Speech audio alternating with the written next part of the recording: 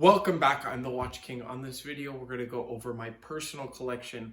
I have two amazing pieces. I am so happy to have them in my collection, and I'll share a little bit about the journey that I got to acquire these amazing pieces. Jumping right into it, these are the two watches. This is going to be more of a story. If you want a review of either of these watches, go check them out. I've done reviews on both of these watches. Very, very cool watches. But this is going to be my personal story. You know who you are, comment or left. How did you get started? What was your first Rolex? What really got you into the passion about it? So that's what this story is. This story is going to talk about how I acquired this Rolex, how I'm very fortunate to get both of these, and the story behind it. So we're going to start with the Oyster Perpetual. This watch was something that I never thought, I never even thought of this as my first watch. The first Rolex, I should say.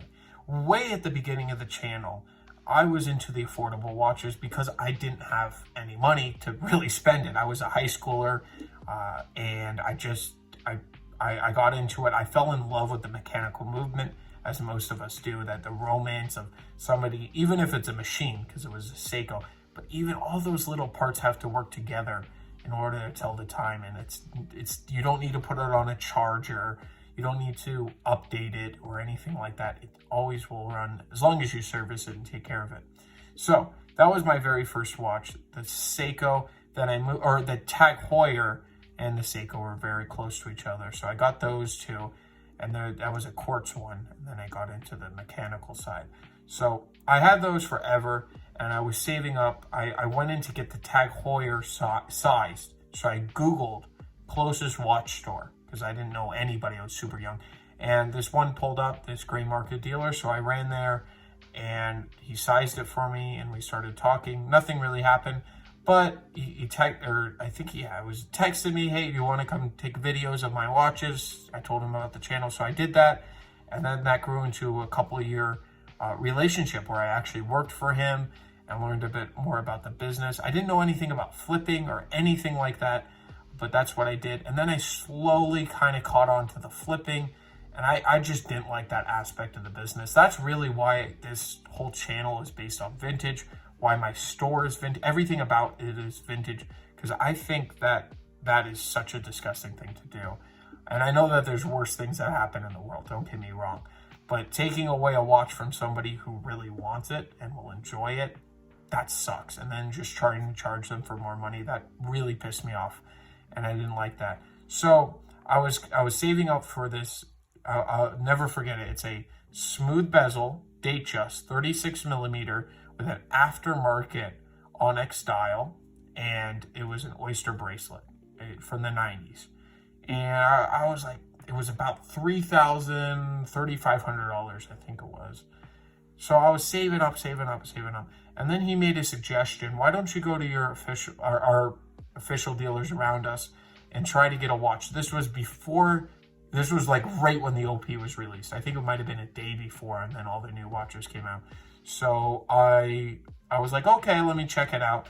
The next few days, or the next day it came out, and it was my day off, so I ran down there, and I really wanted this watch. Well, he said to flip it. It was originally to flip it, but this was before I knew everything about flipping and how it kind of took away watches and inflated prices. So I went in for it, put it down. It was a nice enough sales guy. He goes, you know, it's going to be a wait. We don't have anything in stock and we don't get these right away. So I said, okay. So I put it down, and every Saturday I went down to the official dealer because that was my day off. That's when the other store was closed. So I'd just go in every week and just talk to them, see new watches. You can even go back in my channel and see some of the cool watches that I got to see, and I'm very fortunate for that. And then later on, it came in. I got the text, and I was so excited. I was really happy. And when I put it on, I knew that I was never going to sell this watch, even though it was double the price of the original one. Literally every single penny I had went into this watch. I didn't have anything else at the time. Went into it, and I knew I was going to sell. So I wore the watch. I loved it. And then maybe it was a week later, he goes, aren't you going to sell me that watch? And I go, no, I'm not going to do that. I go, this is the I really like the watch and I'm not going to sell it. So he started getting mad about that.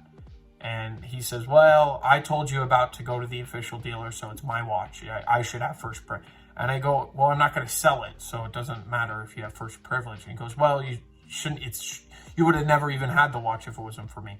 That was kind of the end of this relationship with the gray market dealer. So he got kind of mad, and then I quit. It came down to me quitting. And it was kind of over this watch, so everything's meant to be. I believe in that. So I left that place, and I didn't have a job now. So I didn't have a job, and I wanted to work for a watch place.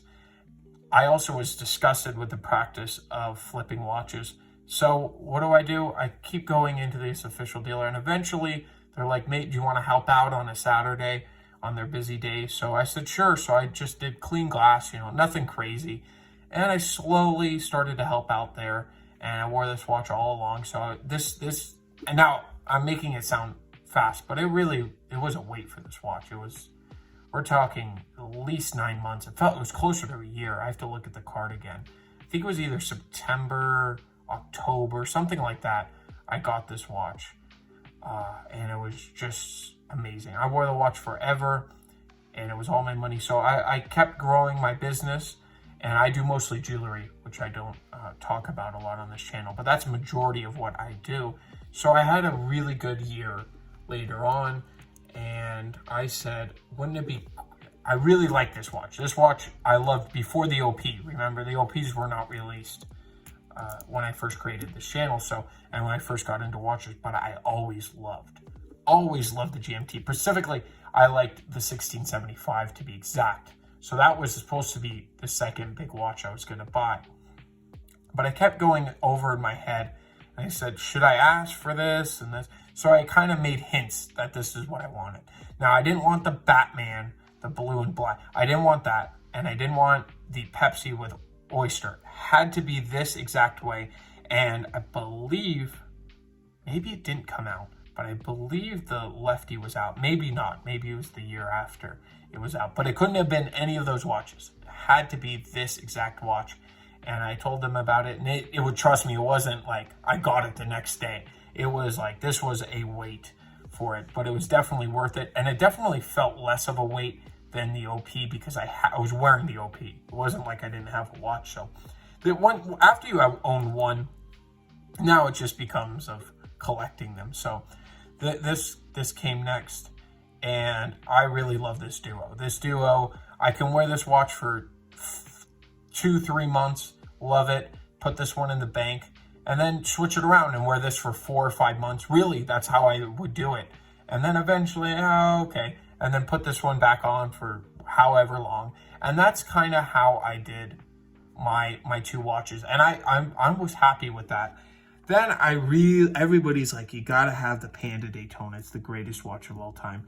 So at the very end, because this official dealer closed, I luckily got that watch, and I got it. Don't get me wrong. It's great. It's slim. It's an automatic chronograph. It is a great watch. Didn't fall in love with it like I fell in love with the GMT and the OP. I really didn't. So I had the watch. It's still in my family's possession. I actually gave it to my mother as a gift to say thank you, because I wouldn't be here without her. So that's what I always say. So I gave that to her, and that's her. She loves that watch. So I'm very happy, and she would wear it way more than I would. So I'm glad it's in hers. That's my story with watches, and it's just kind of funny how, because I always preach about buying vintage, and I do believe in that too. That's why I'm in the business of vintage. But at the same time, I like the aspect of, this is my journey. No one else has ever touched these watches. I mean, maybe I'll let somebody try them on, but you know what I mean. Like, nobody else has owned these watches. These are originally mine, and that's the one thing you get with new watches that I will say, they are your story, 100% your story.